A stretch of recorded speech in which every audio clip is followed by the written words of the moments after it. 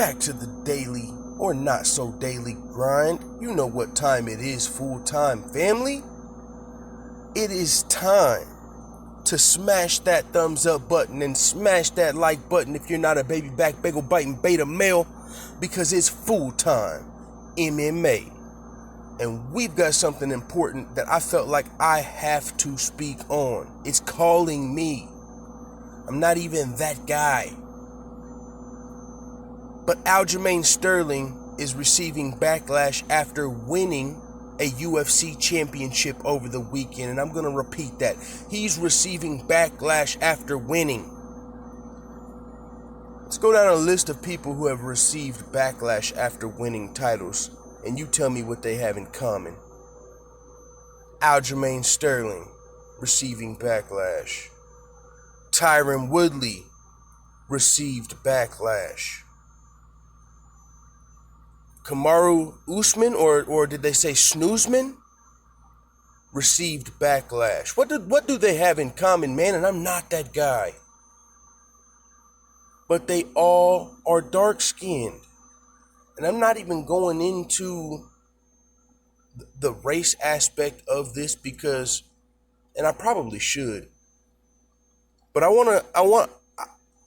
I really think it's got a lot more just to do with the politics and the ticket sales. It just so happens to be that the MMA fan base is not predominantly black. It's predominantly white, and it's predominantly global. And so with that being said, can the UFC and their fan base tend to look racist at times? Fuck yes. That thought has crossed my mind, because I'm like, what the fuck, man? How come every time one of our fighters does something that I'm proud of personally, there's a fucking caveat? They're always boring, or they're always cheating, or they're always explosive. What is this? I've wondered what is this? Is this fucking blatant racism from the UFC's brass and fan base? And the answer is no, man. It's politics. That's what it is. But I gotta stand up and I gotta stick out for Aljamain Sterling, because he just got kneed in the fucking head illegally. What was he supposed to do? Excuse my language. What was he supposed to do there? Give the belt back? This is life-changing money. And then afterwards, in the post-fight octagon, he just got concussed and he still was not happy with the belt. With his eggs scrambled, he threw the belt on the mat. Later on, at the end of the night, he goes home with his loved ones, his friends and family, and they convince him, don't let nobody spoil your party. You came home with the belt, and tonight we're going to celebrate. When you go on UFC.com, guess who the champion is? Aljamain, the Funk Master Sterling. You got that belt. We're celebrating tonight, big dog. And so Aljamain picked that belt back up, and he hung out with his friends, and he hung out with his family, and he took pictures, and he gets clowned by the predominantly white MMA fan base, and global. We'll say that because there's Asian people, there's Brazilians, there's whites, there's Mexican fans, there's African fans now, there's African American fans, there's Argentinian fans. But guess what? When you're talking about the black fans, it's not near the same as other sports, the NBA, the NFL, where they're predominantly black sports, and so therefore their fan base is dominated by the predominantly black culture. So that's one of the things that guys like Aljamain Sterling and Tyron Woodley and Kamaru Usman have to deal with. And it's just a reality of the game. Ain't nothing wrong with it, man. Money talks. And until we get up and start buying these motherfucking pay-per-views and all this merch from these guys and really showing up and showing out, then these guys are going to have to go through this. But I just wanted to point a couple things out. Because two of the people that were talking shit about Aljamain Sterling are fellow bantamweights, TJ Dillashaw and Henry Cejudo. TJ Dillashaw gets that MMA predominantly white privilege. That's what we'll call it, since the fan base is predominantly white. When it comes to fans, a lot of these guys get that privilege, the political privilege. TJ Dillashaw was known for taking EPO, called out on it for years, and he still is like a fan favorite. When TJ Dillashaw's name comes up, Yeah, you see some people talk shit about steroids every now and then, but it doesn't control the narrative. People still talk about his beef with Team Alpha Male and Cody Garbrandt and, you know, the Snake and Conor McGregor. Like, no, this motherfucker was called out for being on EPO and then popped for that shit 2 years later. Now he's about to come back to like a title shot. If this was Aljamain Sterling getting popped for steroids, he would have to come back and fight 6 fucking fights before he got a title shot. But whenever you have that political privilege, you can fight once or twice and get a title shot. Speaking of political privilege, that's something that Aljamain Sterling never had, and that's why we still need to celebrate his championship. I'm going to show you guys something, and I'm going to get out of here because I don't want this video to be too long, but I am coming back to the channel, and we are going to start talking about this shit. And I'm going to make a new channel, man, we'll talk about it in the future, but just look at a couple things. Here's Aljamain Sterling's tweets. Said, "This is not the way I ever wanted to win the fight. It was close and competitive and filled with action.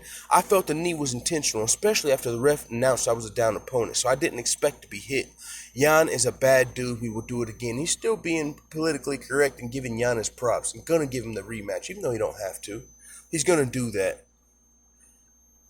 TJ Dillashaw came out and said, "And the Oscar goes to Fake Master for Best Actor in a title fight, and Petr Yan needs to crash course in the rules of the sport he was once a champion in."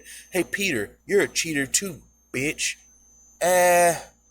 Accidentally kneeing somebody in the head in the heat of the moment and using a performance-enhancing drug and still getting knocked out by the little guy. A little different, TJ. Let's see what, Aljamain, he responded. He said, "You cheated your entire UFC career and you have the balls to call someone an actor? You lost your manhood when you decided to inject yourself that you could actually compete." Let him know, Aljo. You want to talk about someone being an actor? Bitch, you act like you were clean. What are you talking about? You acted like you were clean. And you actually cheated. So go ahead and keep that shit on the sidelines, man. In the EPO labs, man, really, you calling out somebody that's been fighting clean without politics on his side this whole time, and you got the nerve to take shots while he's down, kick a man while he's down, kick the champ while he's down? Nah, TJ, I ain't rocking with that. Henry Cejudo said, "You got concussed and couldn't fight, but you can conduct a full-ass interview and tweet after. This is why the Olympic gold medal is the greatest accomplishment an athlete could do, but hey, Funk Master, at least you know you can make it in Hollywood, and I'm not even hating." Yeah, fighters can. Remember when Daniel Cormier got knocked out by John Jones and was crying in the octagon because he was trying to conduct an interview while he was concussed? Does that mean he was acting?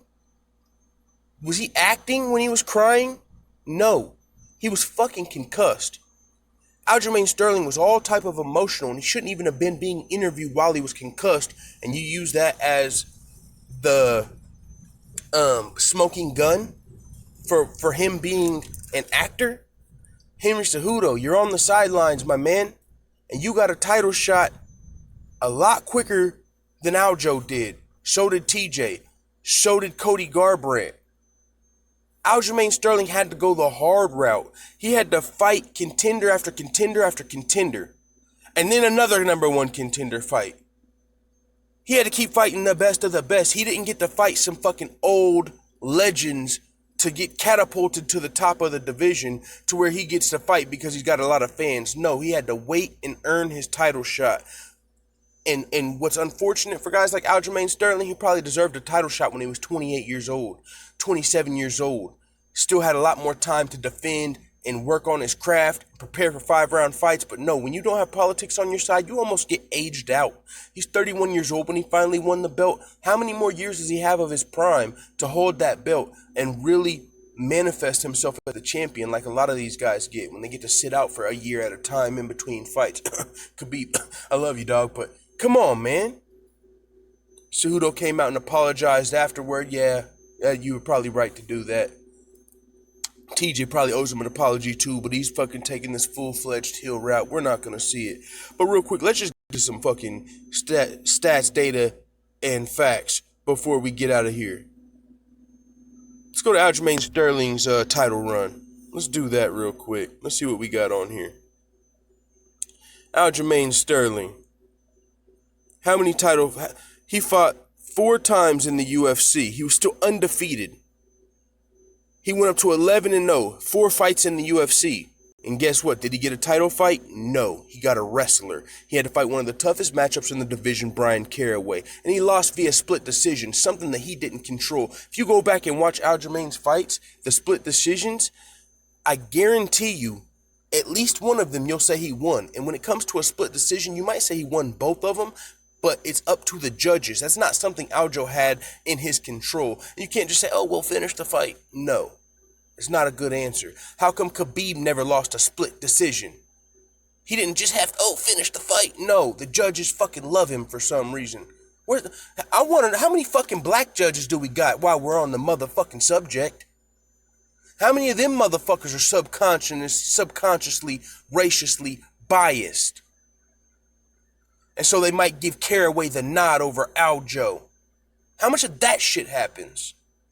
Rafael Assunção, were the Brazilian judges? Were these motherfuckers drinking alcohol and smoking cigarettes? We can get into it. Rafael Assunção, another split decision loss. So Aljamain Sterling won 4 fights and then lost 2 split decisions out of his control. Aljamain Sterling has never lost a dominant fight. No one has ever beat Aljamain from bell to bell. It's never happened in his whole career, and he's fought the best of the best. He lost 2 split decisions, and then Marlon Moraes accidentally knocked him out, which he admitted. He said, I didn't even intend to knock him out with that shot. He ducked into it. I got lucky. Marlon Moraes said that out of his own mouth. That was a lucky shot. So 2 split decisions and a lucky shot. Everything else, Aljamain Sterling has won. He's been on a 4-fight win streak. He just had to go on a 5-fight win streak to get the title shot. Now let's look at some of these other guys. The guys that were talking shit. Let's look at TJ Dillashaw. Who did he fight before he got the title shot? TJ Dillashaw. Oh, this is Petr Yan. Who did he fight? Jimmy Rivera, who Aljamain Sterling had just beat 4 months prior. Aljamain Sterling showed you how to beat Jimmy Rivera, then you get to fight him. Then you fight 40-year-old Uriah Faber, 36-year-old, 35-year-old Jose Aldo, who's already been crumbled, and now he's in a new division. And then you get a title shot. You get to fight Jimmy Rivera, who Aljo already beat, and then old man Faber, old man Aldo, title shot. That's like...